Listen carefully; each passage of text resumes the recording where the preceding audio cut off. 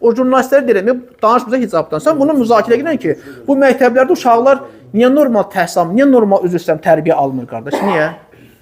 Niyə pozurlar? Niyə uşaqlar artıq əski hərəkətləri gəlir? Niyə məktəbli uşaqların cinayəti artıb? Nə qədər məktəbli uşaqlar var ki, bugün cinayət iş görür qardaş? Düzdürmü? Onu vurur, bunu söylüyor, onu incidir, onu alçaldır, onun saçını qırxır, çəkir, müəllimə sataşır, müəllimlə dalaşır, biabırçılıqlar.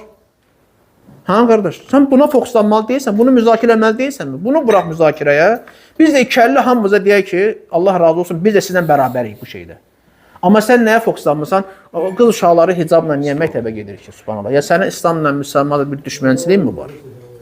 Mənim həyat tərzim budur, mən belə istəyirəm. Sən də uşağı nə desən, göndər məktəbə. Zaten biz onu da görürük. Mənasız yerlərə aparırlar, mənasız insanların qarşısına çıxardırlar, mənasız verilişə oturub ailəyəcə baxırlar. Onlara nə təyib alacaq?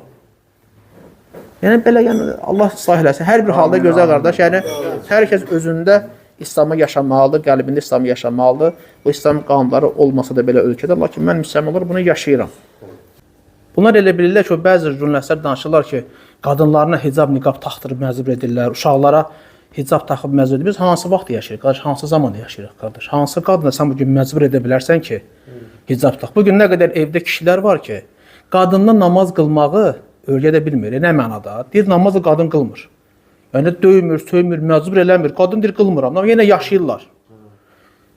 Onu da misal gətir də. Nə qədər ailələr var ki, ya kişi namaz qılmır, ya qadın namaz qılmır. Və ailə təbii ki, orada olan ibadət əhli əziyyət çəkir ki, məsələn, yoldaşı namaz qılmır. Məcbur edirmi namaz qılmağını? Elə bir ailə tanıyırsan ki, qadın desin ki, ərim məni məcbur edir, mən namaz qılıram. Və ya qadın desin ki, ərim məcbur edib hicab taxıram. Vallahi gəlsinlər soruşsunlar bizim qadınlarımızdan, qızlarımızdan. Onlar deyəcəklər ki, biz bunu sevib edirik. Çünki biz bunu onlara sevdirmişik. Bu bizim dinimizdir. Biz uşaqlıqdan öz övladlarımıza bunu öyrətmişik. Bugün övladlarımız, istər oğlan uşaqlar, istər qızlarımız, qardaş bizi namaza qaldırırlar. Bunlar bu məsələləri danışmır. Elə bilirlər ki, məcbur eləmişik o qızı. Sən gəl soruş. O ailələrə bir gün get, birinin qapısını döy. Deyən ki, sənin evdə hicablı qızın var. O qıza sual ver. Deyən, səni məcbur edib taxtırlı, yoxsa özün istəyirsən, deyəcək, özüm istəyirəm. Vallahi bizim qızlarımız var ki, hicab taxməyən çölə çıxmaq istəmir.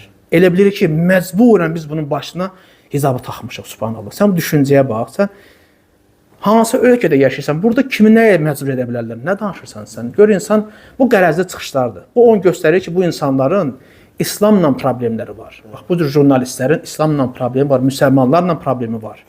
Sən hansı ailələrdə problem var, qlobal, get onlara araşdır, get onların müalicəyə, o problem, o xəstəlikləri müalicə eləsən, bunların hicabına niyə qarşırsan ki?